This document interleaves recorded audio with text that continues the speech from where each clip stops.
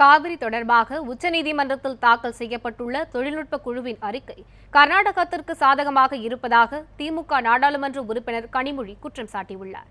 காவிரி மேலாண்மை வாரியம் அமைப்பது தொடர்பாக பிரதமர் மோடியை சந்திக்க நேரம் கேட்டுள்ளதாகவும் அவர் குறிப்பிட்டுள்ளார்.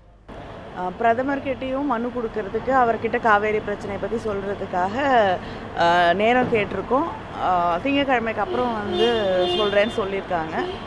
அவர் நேரம் கொடுத்தாங்கன்னா நிச்சயமாக திராவிட முன்னேற்ற கழக எம்பிக்கள் பிரதமரை சந்தித்து இந்த பிரச்சனை தொடர்பாக அவரிடம் விவரமாக எடுத்து உரைப்போம்.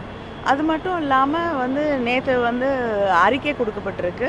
ஆனால் அது கிட்டத்தட்ட கர்நாடகத்திற்கு சார்பாக, ஏன்னா இங்கே நடந்திருக்கக்கூடிய தற்கொலைகளை கூட அவங்க கணக்கில் எடுத்துக்கலை. ஆனால் நீதிமன்றம் இதற்கு பிறகு என்ன சொல்ல போகுது, எல்லாத்தையும் தாண்டி காவிரி மேலாண்மை வாரியம் அமைப்பது மிக முக்கியமான ஒன்று. அதை நிச்சயமாக மத்திய அரசாங்கம் செய்ய வேண்டும்.